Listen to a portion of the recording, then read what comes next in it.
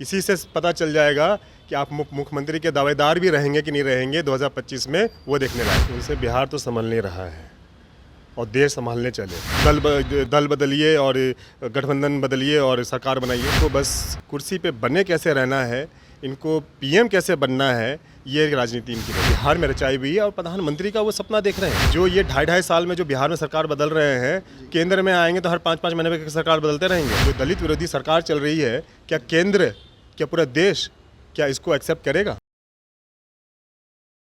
नमस्कार, भारत लाइव देख रहे हैं आप। बिहार की राजनीति 2024 में किस करवट लेगी, ये लगातार चर्चा का विषय बना हुआ है। लेकिन एक बड़ा चर्चा ये हो रहा है कि नीतीश कुमार, जो कि बिहार को कहीं ना कहीं लगभग 17-18 सालों से लीड कर रहे हैं, क्या उन्हें देश लीड करने का मौका मिलेगा? बिहार की राजनीति दिल्ली में आकर कहीं ना कहीं बड़ी हो जाती है और व्यापक हो जाती है। जब कांग्रेस से मुलाकात होती है, कांग्रेस के नेतृत्वकर्ताओं से मुलाकात होती है नीतीश कुमार की, ऐसे में ये जानना जरूरी है कि इस पूरे मुद्दे पर एनडीए कैसे रिएक्ट कर रहा है। एनडीए के विभिन्न दलों के अलग अलग नेताओं से हम बातचीत करके जानने की कोशिश कर रहे हैं। लगातार 3 दिनों के दिल्ली प्रवास के दौरान मैं जानने की कोशिश कर रहा हूं कि नीतीश जो दावा करने जा रहे हैं, उस दावे की वास्तविक हकीकत क्या है। हमारे साथ सांसद प्रिंस पासवान जी हैं, इनसे जानेंगे। सर, आपने तो देखा ही होगा किस तरीके से नीतीश कुमार दिल्ली आए, विभिन्न नेताओं से उन्होंने मुलाकात की और एक दावा कहीं ना कहीं किया गया कि अब नरेंद्र मोदी के समकक्ष खड़े हो गए नीतीश कुमार। इस दावे को कैसे देखते हैं आप? देखिए, उनसे बिहार तो संभल नहीं रहा है और देश संभालने चले। जब बिहार में उन्होंने जो सरकार बदली थी महागठबंधन के साथ, वो गए थे, उस वक्त भी वो शायद 2 प्रदेश के उन्होंने दौरा किया था और उल्टे पैर वो वापस आए। उनको जब समझ में आ गया कि उनकी दाल नहीं गलने वाली है और ये फिर से ये प्रयास में लगे हैं कि भाई इनको कोई मुख्यमंत्री से हटा के उनको प्रधानमंत्री बना दिया जाए। लेकिन हमको इस बात ये समझ में नहीं आता है, ये जब ये कहते हैं कि भाई 2025 का चुनाव हम तेजस्वी के नेतृत्व में लड़ेंगे, जिसका तात्पर्य ये है कि हमारे पार्टी में कोई नेता नहीं बचा, हमारे कोई उस लायक है ही नहीं। तो आप ये कैसे सोच सकते हैं कि आप प्रधानमंत्री के उम्मीदवार बन रहे हैं, वो भी उस देश के प्रधानमंत्री जहाँ पे नरेंद्र मोदी जी हैं, उनका आप सामना कर रहे हैं, उनके स्टेचर पे आप आ रहे हैं। भाई उनका स्टेचर पूरी दुनिया में है और आप बिहार में आप कहाँ हैं वो देख लीजिए। इसी से पता चल जाएगा कि आप मुख्यमंत्री के दावेदार भी रहेंगे कि नहीं रहेंगे 2025 में, वो देखने लायक है। प्रिंस जी, ये अक्सर नीतीश कुमार दावा करते रहे हैं कि ठीक है, एनडीए बिहार में रही है, लेकिन जब भी रही है हमारे साथ रही है, जब भी उसे सत्ता का सुख प्राप्त हुआ है हमारे साथ हुआ है। ये दावा तो सही लग रहा है। अरे भाई, आपने अभी जैसा बोला इंट्रोडक्टरी, आपने जब बोला, आपने दिया अपना, तो उसमें आपने कहा कि भाई 17 साल से वो राज कर रहे हैं बिहार में। 17 साल में 8 बार उन्होंने मुख्यमंत्री का शपथ ग्रहण लिया है। भाई एक बार जब सत्ता बनता है, एक बार जब सरकार बनती है तो वो 5 साल रहती है कायदे से। अगर उन्होंने 8 बार लिया है तो 40 साल होता है। 17 साल में उन्होंने 8 बार मुख्यमंत्री का शपथ लिया, तो क्या ये भाजपा के साथ रहते रहते लिया? हर 2.5 साल पे क्या कहते थे कि भाई फिर से मन कर रहा है हमारा शपथ लेने का, फिर से शपथ ले लें। किन के साथ उन्होंने शपथ लिया, किन को बीच में वो मुख्यमंत्री बनाए? मांझी साहब को मुख्यमंत्री बनाए, फिर उनको हटा दिए, फिर खुद मुख्यमंत्री बने, फिर एनडीए में आए, फिर आरजेडी में गए, फिर एनडीए में आए, फिर आरजेडी में गए। पहले बोले कि भाई हमारी आत्मा ने पुकारा कि भाई हमें बदल देना चाहिए, फिर हम एनडीए में आए। फिर जब ये वापस जब महागठबंधन में गए, फिर तो आत्मा को दोष नहीं दे सकते थे, फिर इन्होंने कार्यकर्ताओं को ऊपर मर दिया कि भाई कार्यकर्ताओं का कहना था कि भाई आप दल बदलिए और गठबंधन बदलिए और सरकार बनाइए। तो देखिए, इनसे ये झूठ का सहारा लेते हैं, ठीक है। इनको बस कुर्सी पे बने कैसे रहना है, इनको पीएम कैसे बनना है, ये राजनीति इनकी रहती है। प्रिंस जी, बिहार की जो रटी रटाई राजनीतिक एक रही है छवि नेताओं की, उससे आप अलग हैं। आप एक युवा राजनेता हैं, सांसद हैं, अलग तरीके की छवि भी आपकी रही है। पढ़े लिखे हैं आप, बाकी लोगों से काफ़ी अलग तरीके की आपकी शैली भी रही है। नीतीश कुमार को अगर राष्ट्रीय पटल पर भेजने की कोशिश अगर यूपीए कर रहा है, अब तो कांग्रेस की भी मजबूरी है कहीं ना कहीं, और बाकी दलों के नेताओं से भी उनकी मुलाकात हुई है, बड़ा एक्सेप्टेंस तो बनना है, लेकिन फिलहाल लग रहा है कि नीतीश कुमार का प्राथमिक काम हो गया है। तो एक युवा नेता के तौर पर जो बिहार से आता है, जो सभी चीज़ों को देख चुका है, कैसा लगता है नीतीश कुमार का छवि आपको? उनकी नीति और नीयत क्या है, हमें आप ये बताएं। जी, आप बड़ी जिम्मेवारी की बात कर रहे हैं, पीएम सीएम है, तो जो प्रदेश में जो हालात हैं, लॉ एंड ऑर्डर है, प्रदेश में कोई निवेश नहीं करना चाहता है। जिनका निवेश हो रखा है वो बाहर जा रहे हैं। कोई भी अपना धंधा पानी नहीं खोलना चाहता है, कोई अपने बच्चों को वहाँ नहीं पढ़ाना चाहता है, ना कोई स्वास्थ्य की कोई सुविधा उपलब्ध है। दिन दहाड़े तो हत्या हो रही है, दिन दहाड़े बैंकों में लूट हो रही है, उसके होमगार्ड को मार दिया जाता है। हमारे दलित सेना के राष्ट्रीय सचिव थे राकेश पासवान, उनको दिन दहाड़े अंबेडकर जयंती के एक दिन पहले दिन दहाड़े उनके घर में घुसकर उनको गोली मार दिया जाता है। इस तरह की कानून व्यवस्था उन्होंने बिहार में रचाई हुई है और प्रधानमंत्री का वो सपना देख रहे हैं। और जब किसी दलित को जेल में डाला जाता है उनके गलत नीति के वजह से और नीयत के वजह से, तो वो कहते हैं कि भाई ये तो जेल जाएगा ही और मरेगा तो हमसे कुछ कॉम्पनसेशन नहीं देंगे। तो ये तो गरीब और दलित के लिए वो इस तरह की भावना रखते हैं। तो ये कहाँ के प्रधानमंत्री बनेंगे, किस तरह के प्रधानमंत्री बनेंगे, इनकी नीति क्या है, इनकी नीयत क्या है। तो बस देखिए भाई, जो ये 2.5 साल में जो बिहार में सरकार बदल रहे हैं, केंद्र में आएंगे तो हर 5-5 महीने में सरकार बदलते रहेंगे।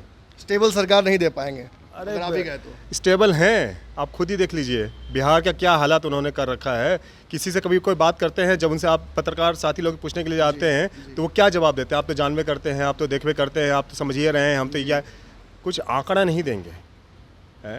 अभी आप देखिए हाल फिलहाल में जैसे पासी समाज को किस तरीके से जो ताड़ी वो लोग बेचते हैं, आप तो दलितों को ऊपर अत्याचार कर रहे हैं। तो ये जो बिहार में जो जंगल राज पार्ट 2 चल रहा है और जो दलित विरोधी सरकार चल रही है, क्या केंद्र, क्या पूरा देश क्या इसको एक्सेप्ट करेगा? ये सबसे बड़ा सवाल है। एक बड़ी बात ये भी है कि एनडीए के आप सहयोगी हैं, बहुत महत्वपूर्ण सहयोगी, क्योंकि फिलहाल तो भी है कि आप ही हैं, बाकी लोग तो बाहर सपोर्ट कर रहे हैं।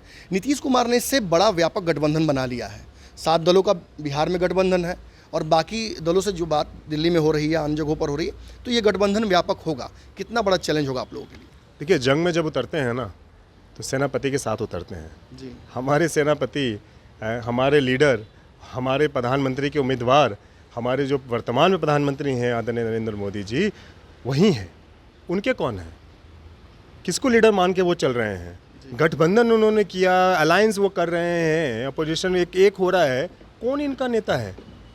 आरजेडी पोस्टर लगाती है कि नीतीश कुमार तुम पीएम बनो, गद्दी पे बैठा के। देखा होगा आपने आरजेडी के कार्यालय, इंटीरियर मोटिव है क्या आरजेडी का? आप लग रहा है हिंट कर रहे हैं कुछ। हिंट क्या है? हिंट करना होता है कुछ, हिंट किए इनडायरेक्टली, ये तो डायरेक्टली आप पोस्टर लगा दिए उनका है।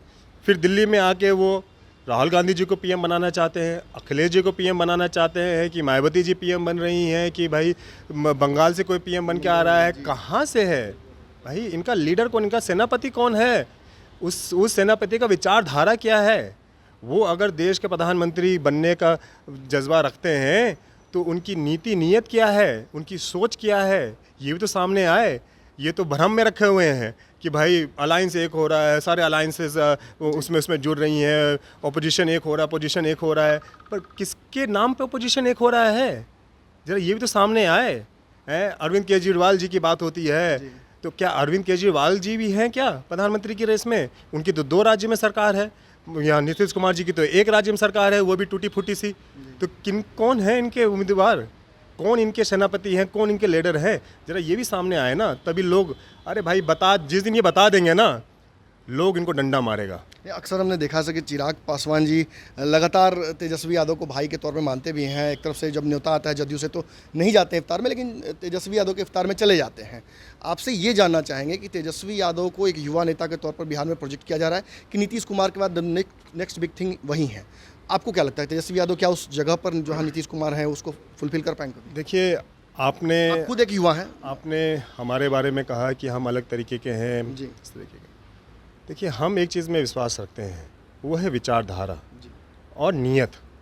हम इसमें विश्वास रखते हैं। हम अपने प्रधानमंत्री जी में आस्था रखते हैं, उनकी सोच में हम आस्था रखते हैं। जो उनका विज़न है, जो वो सोचते हैं, जो वो करना चाहते हैं देश के लिए, हम उस विचारधारा के साथ हैं।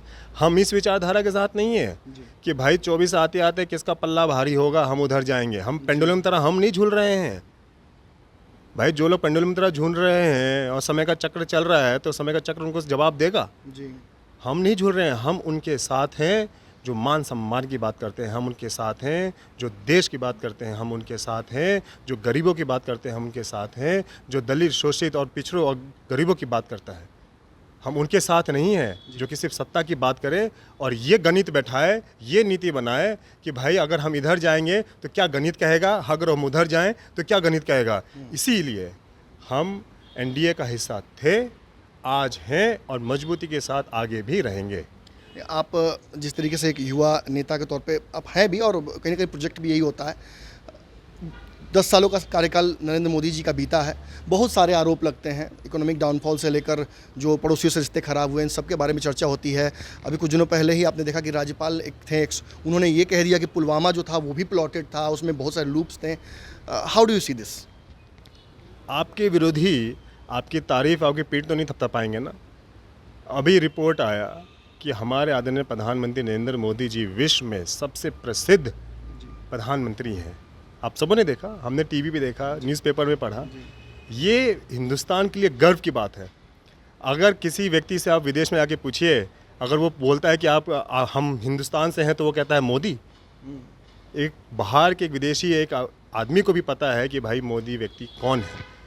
तो ये उनको परिचय देने की ज़रूरत नहीं है। हाँ, अब जो विरोधी हैं भाई, वो क्या कहेंगे, लेकिन जिस तरीके से कोरोना में देश झुलस गए, आप श्रीलंका का उदाहरण लीजिए कि नेपाल का उदाहरण लीजिए, या बड़े बड़े देशों का, आप अमेरिका और ब्रिटेन का एग्जांपल ले लीजिए। उनकी अर्थव्यवस्था किस तरह से चरमरा रखी है, उनका स्वास्थ्य व्यवस्था किस तरह से चरमरा गया।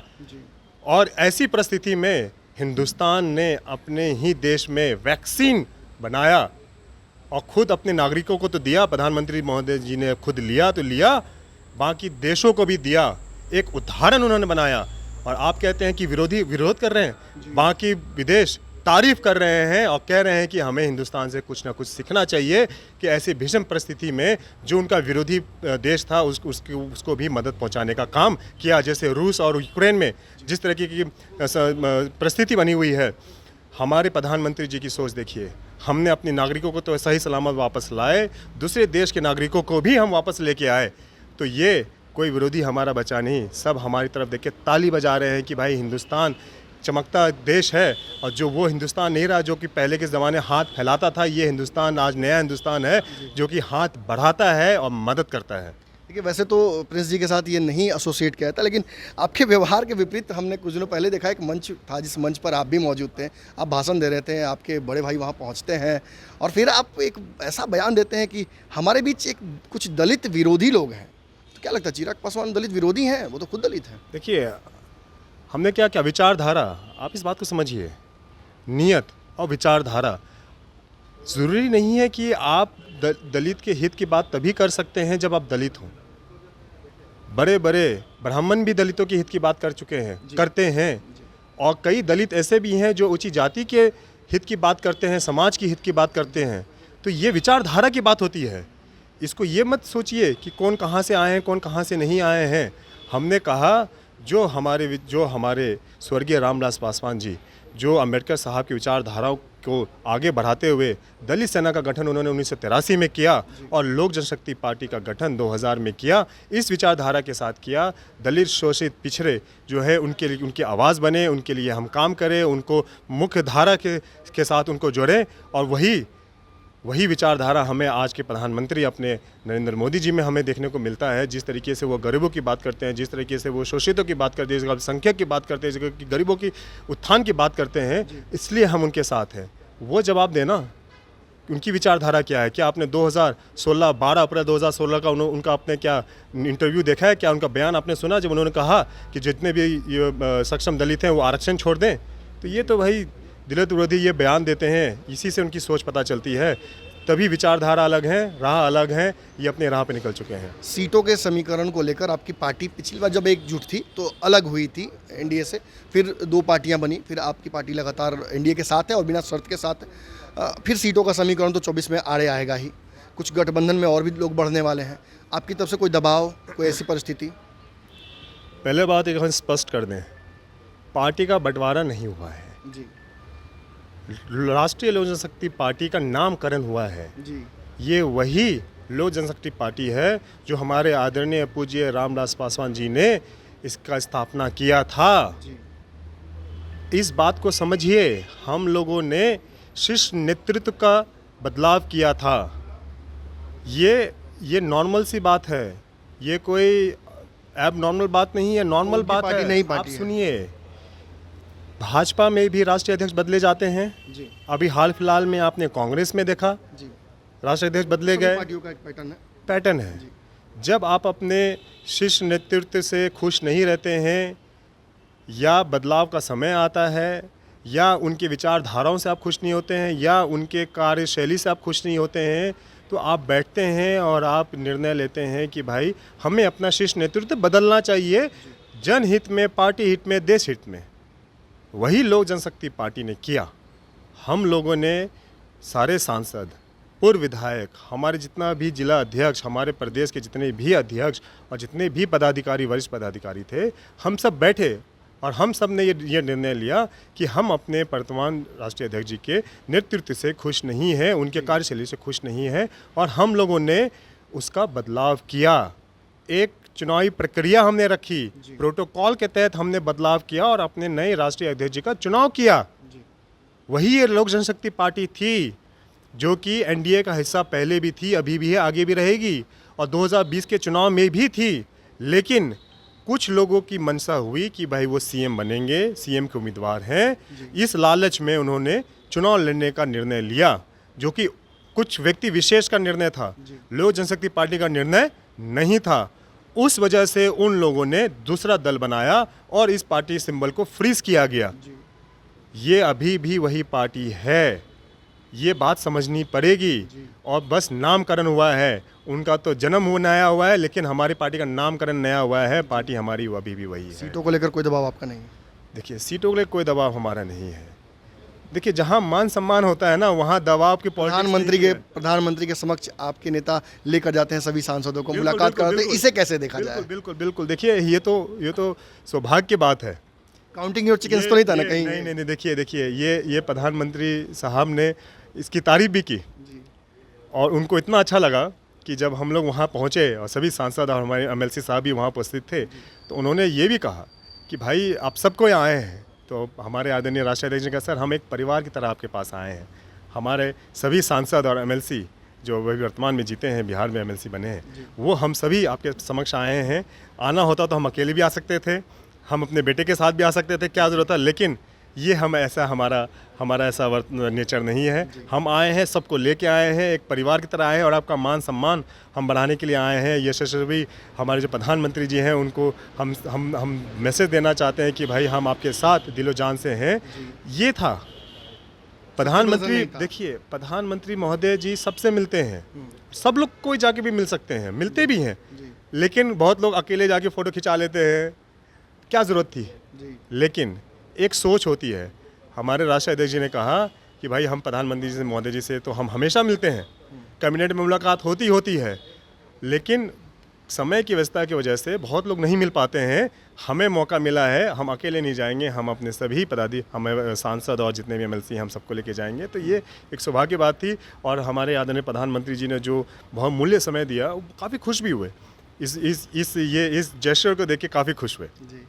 एक अंतिम सवाल है मेरा, फिर से एक बार 2024 में आपका भी लिटमस पेपर टेस्ट है, फिर से क्षेत्र में जाइएगा। एक एमपी के तौर पर आपने जो काम किया है उसको लेकर जनता कहीं ना कहीं अपना भरोसा जताएगी आप पर। कैसा लगता है आपका काम? क्या लगा आपने कर दिया जो करना था, बाकी रह गया अभी? देखिए, चुनाव जब ख़त्म हुआ हमारा, जब जीते हम एमपी बने, तो उसके कुछ महीनों में ही, 2-3 महीनों में ही कोरोना काल का समय शुरू हो गया। 2 साल जिस तरीके से कोरोना काल में गया, ये सभी सिर्फ हमारे लिए नहीं था, पूरे देश, पूरी दुनिया के लिए था। इस तरीके से कहीं ना कहीं समय कम मिला काम करने के लिए, जितना जोश से हम काम करना चाहते थे, लेकिन फिर भी हमारा प्रयास रहा। हम परसों भी क्षेत्र में थे। क्षेत्र के लिए कुछ काम जो आप कर रहे हो, या अभी आप ऑन रोड हो? हर एक क्षेत्र का अलग अलग मुद्दा होता है। हमारा बिहार ऐसा प्रदेश है जहाँ आधा बिहार सुखाड़ से जूझता है, तो आधा बिहार बाढ़ से जूझता है, और आधा समुच बिहार जो है लॉ एंड ऑर्डर से जूझ रहा है। शिक्षा व्यवस्था किस तरीके से है ये, तो हमारा प्रयास रहता है कि जितनी भी हमारी भारत सरकार की योजना है, या हम उनसे जो भी हम राशि लेके आ सके, या जो भी हम योजना ला सके, या जो भी पॉलिसी हम वहाँ पे लागू कर सके, जो जनहित में जो कि वहाँ पे काम करे, वो हम लाने का प्रयास करते हैं। मंत्री महोदय जी से मिलते हैं, या हो सकता है उन्हें चिट्ठी लिखते हैं। और यही बात हम कह रहे हैं, मान सम्मान की बात। ये सरकार ऐसी सरकार है, जब आप पत्राचार करते हैं तो जवाब मिलता है। जी। बताते हैं कि कहाँ दिक्कत है कहाँ नहीं है। कम्युनिकेशन होता है यहाँ पे, फील हार्ड। यस, बट ये बिहार सरकार के साथ नहीं है। बड़ा बड़ा नामुमकिन वाला चीज़ है, और ये दुर्भाग्य की बात है। आप बात समझिए, बहुत दुर्भाग्य की बात है कि जब बिहार जब केंद्र सरकार जब कोई योजना लाती है जनता के लिए, वो जनता के लिए लेके आती है, लेकिन उसमें उसका साझेदारी राज्य सरकार का भी होता है। जब कोई राज्य सरकार उसमें साझेदारी नहीं करता है तो ये वो योजना जो है वो जनहित में नहीं पहुंचता है, जनहित जन तक नहीं पहुंचता। इसका दुर्भाग्य होता है जो कि हम लोग झेल रहे हैं। बहुत बहुत धन्यवाद प्रिंस जी हमसे बात करने के लिए। बिहार की जो राजनीति है उसको, उसके स्टीरियोटाइप को प्रिंस पासवान तोड़ रहे हैं।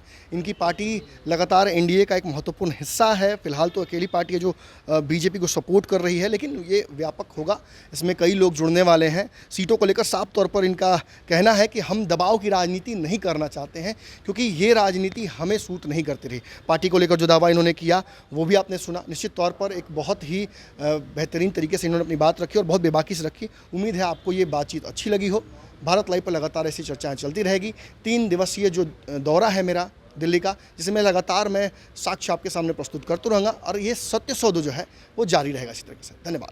अगर ये वीडियो पसंद आई और वह बिहार के राजनीति और बिहारियत से सरोकार रखेनी तो सब्सक्राइब बटन दबा के चैनल के सब्सक्राइब कर ली।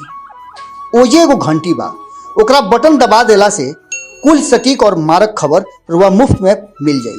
अगर रुआ पत्रकारिता के हमनी के नया प्रयोग में सहयोग कर चाहतानी तो ज्वाइन बटन दबा दी। पेटीएम नंबर नोट कर ली 9386816700। धन्यवाद।